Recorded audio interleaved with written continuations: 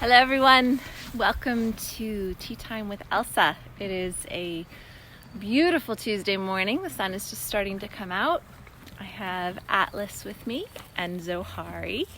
And then I also have Sweet Pea and Breeze. Sweet Pea and Breeze decided they wanted to hang out for tea time today. So they're quite the adorable little pair here. Anyway, so here we are, Tuesday tea time, and happy St. Patrick's Day to any of you guys celebrating St. Patrick's Day. I wanted to talk a little bit about playfulness. This is something that comes up a fair amount with students and friends, and talking about what it is to play with our horses. And, you know, it's an interesting subject because horses play really differently than people do. And there's a lot of pushing or leaping or bucking or kicking that is considered play for them. That as people, we can't really do that. And so if you have a really playful horse, you can certainly be like a center point and they can play around you. There's nothing wrong with that. That would be what I would call complementary flow. But I want to talk today a little bit about the more subtle forms of play, because I think right now, you know, we've got this pandemic going around the country. Everybody is doing social distancing, and there's a lot of concern and worry in the world. And I want to counter that a little bit and talk about play. Playing isn't something that has to be done up close. Playing can be done at a distance, and this goes for horses as well as people. But the idea is that when we play, we share an interest. There is some sort of curiosity or engagement about a subject. So right there we saw Atlas reach over to Zohari, and he was a little bit interested in Zohari. In that moment, I think we are seeing the most subtle form of playing.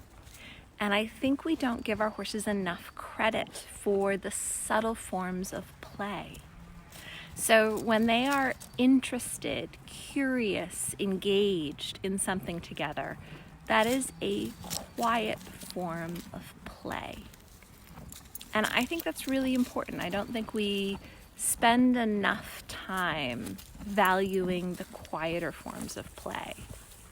The obvious forms, kicking a ball around or chasing a piece of plastic, or there's all sorts of games people play with their horses that are big and fun and obvious.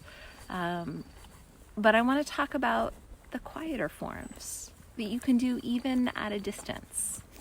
So Atlas, who's behind me, he is my 8-year-old stallion for filming the movie Taming Wild Evolution. And Atlas he's quite a challenge because he doesn't really like to be up close. And that includes the other horses, not just me. He's been here a little over a year now, and he's just starting to enjoy those closer type of playing games without them turning to fight. But to build up to that point, we had to spend a lot of time working on the subtle forms of play, the gentle stuff. Hi, Zohari.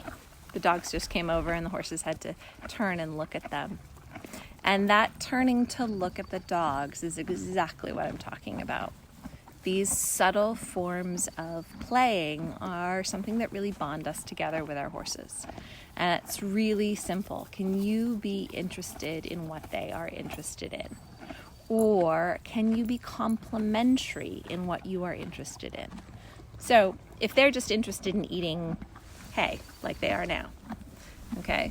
So as they're eating hay, I am glancing around, I'm looking in the environment, and this is really valuable for horses. They are eating, I'm watching the environment. We're complimentary. My dog is barking. Breezy, it's enough. I know there's deer in the woods. We do often have deer that walk across in the woods right above the horse paddock, and the dogs think it's very exciting. So, in that case, I shut down the play. It was too loud for me. And this is something that kind of goes along with the subject. Play is only good if everybody enjoys it. If it gets too big, too loud, too dramatic, and somebody's not comfortable, it's not play anymore. It starts to go into the fight category. And we have to figure out how to be clear with our horses and our dogs about what we're comfortable with, what kind of play works for us, and what kind of play is too much.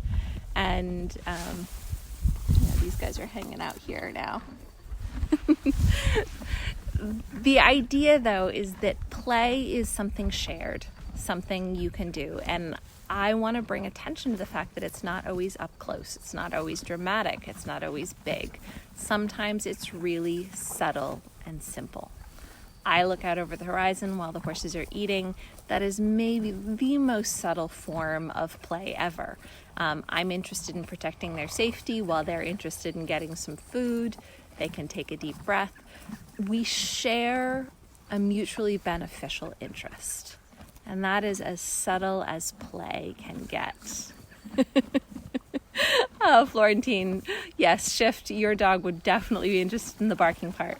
What did you say to Shift, Breeze? I'm sure Breeze said a lot of things in dog language that I don't fully understand. So I love these moments. I come out, I drink my tea, and I spend time with the horses. And what I'm interested in doing is trying to establish all the different ways that we can bond together, all the different ways that we can share experiences together. And when it's curious and engaged, that goes in the play category, even if it's very, very gentle.